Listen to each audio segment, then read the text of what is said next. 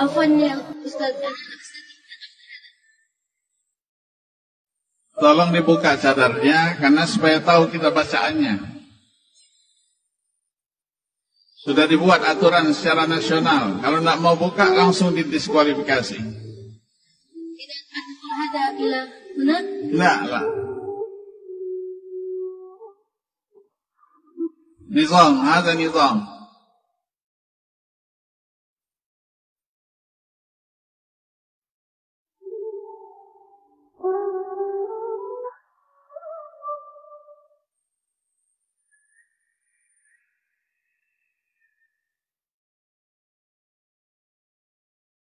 Asifah ya Ustaz.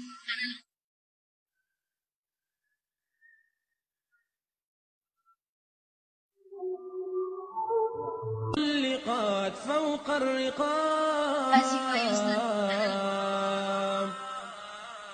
نادوا بتحرير الفتاة وألفوا فيه الكتاب. من هذه الفتاة الشجاعة؟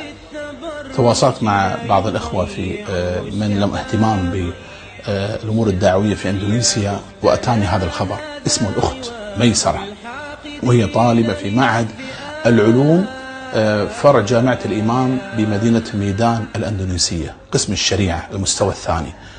وللعلم كانت الجائزة الكبرى في هذه المسابقة بقيمة 30 مليون روبية أندونيسية، يعني ما يعادل 10,000 ريال سعودي.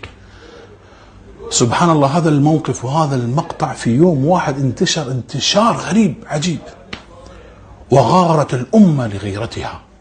وهكذا هي أمة الإسلام، تنام لكن لا تموت.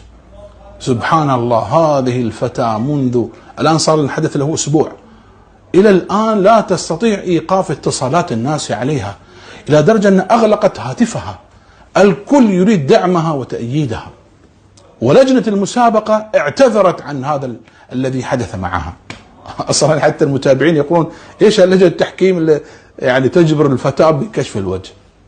تأكدوا من شخصيتها في لجنة نسائية وتكشفها وخلاص. سبحان الله، أتتها الهدايا أضعاف مضاعفة عن الجائزة الكبرى.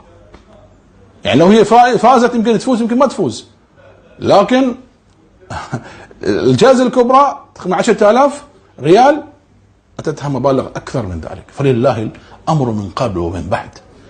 الرزاق هو الله، المتصرف في الكون هو الله، هو الحكيم العليم. وهذا درس عقدي في اليقين بما عند الله. وصدق النبي عليه الصلاة والسلام: من ترك شيئا لله عوض